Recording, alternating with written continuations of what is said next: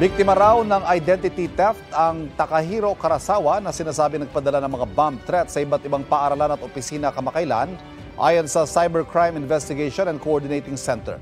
Inaalam ng CICC kung konektado ang mga bomb threat sa mga nakarang insidente ng cyber attack sa gobyerno. May unang balita si Salima Refran. Tinitignan na ng Cybercrime Investigation and Coordinating Center o CICC kung may kinalaman sa mga naunang cyber attack sa Pilipinas ang malawakang pag-i-email ng mga bomb threat sa iba't ibang opisina noong Lunes. Ito ba'y nanggaling sa iisang suspect o marami silang nagpadala nito? Bakit ang mga tao sa particular offices na to sila nakatanggap? Bakit hindi iba? Ano ba yung email nila? Na-collect ba yun o part siya ng mga na-compromise na email accounts of government agencies that were earlier reported to have been under attack? Matatanda ang kaliwat kanan ang mga naging cyber attack sa iba't ibang ahensya ng pamahalaan nitong 2023. Sa ngayon, 118 na ang naitala nilang binulabog ng bomb threat ngayong linggo. Mula mga paaralan hanggang sa mga ahensya ng gobyerno at private offices. 42 sa kanila ay nasa Metro Manila.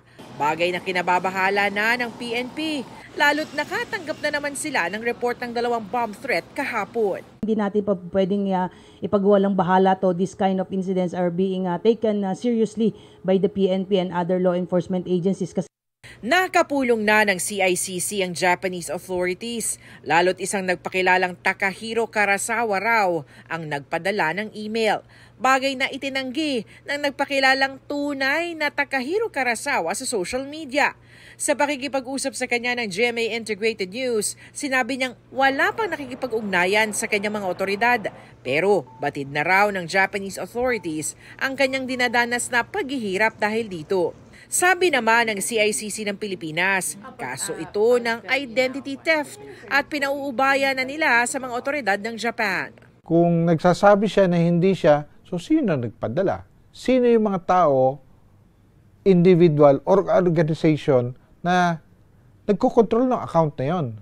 Nandoon ho nakafocus yung aming ahensya na ma-establish yun. So yun ang pinagtutulungan natin together with the Japanese counterparts. Establish nga natin sino ba talaga ang behind this.